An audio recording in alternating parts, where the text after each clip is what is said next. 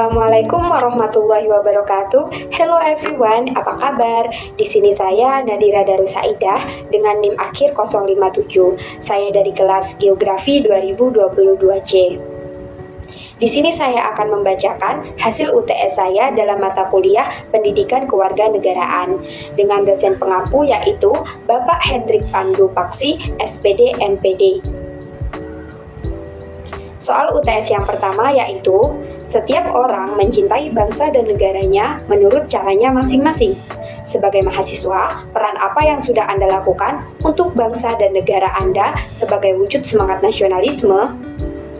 Jawaban saya yaitu salah satu wujud semangat nasionalisme yang sudah saya lakukan yaitu dengan rajin belajar.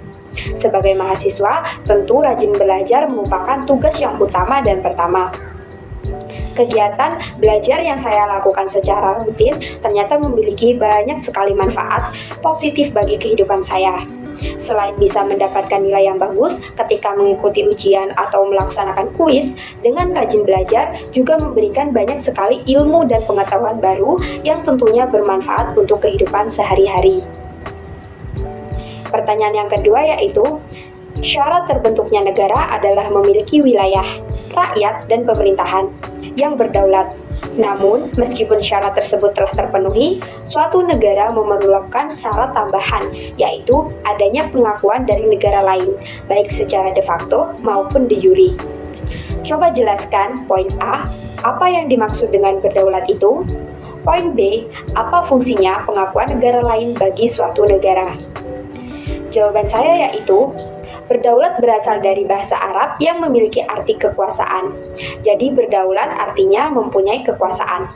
Kata kedaulatan sendiri juga berasal dari bahasa Latin, yaitu memiliki arti tertinggi. Dalam masyarakat sering kita mendengar negara berdaulat artinya negara memiliki kekuasaan untuk mengatur rakyatnya tanpa campur tangan dari negara lain. Negara Indonesia adalah negara yang berdaulat. Artinya, bangsa Indonesia memiliki kekuasaan tertinggi untuk mengatur kehidupan rakyatnya sehingga mencapai masyarakat yang sejahtera, adil, dan makmur.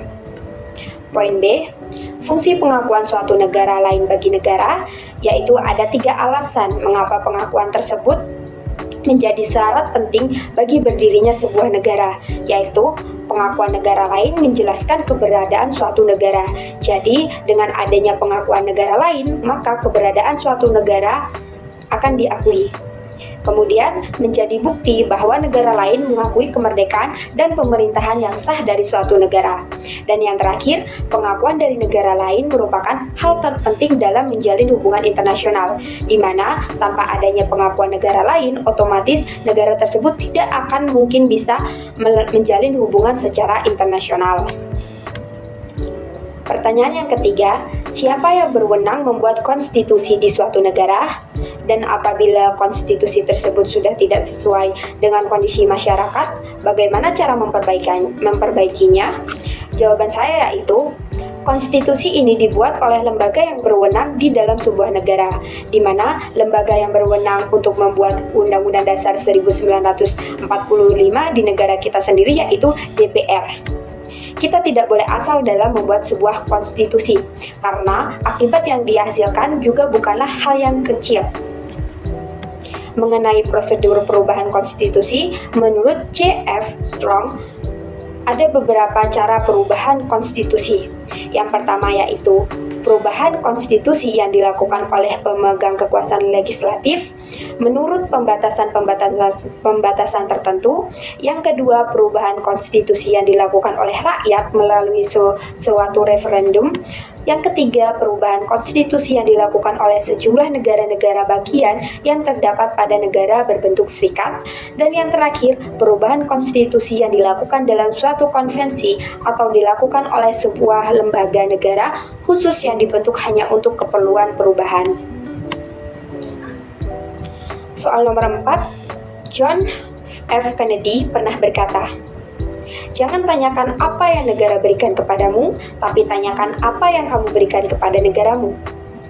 Kalimat ini sebenarnya bagus jika dikaitkan dengan semangat nasionalisme. Namun, apabila berhubungan dengan hak dan kewajiban, tentu akan aneh apabila warga negara hanya memberikan kewajiban tanpa menuntut haknya.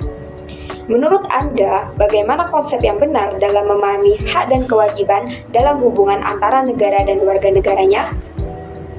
Jawaban saya yaitu, hak warga negara adalah kewenangan warga negara untuk berbuat sesuatu. Tiap warga negara memiliki hak yang wajib dimiliki dan tidak bisa dihilangkan. Warga negara juga memiliki kewajiban yang wajib dijalankan serta dipenuhi.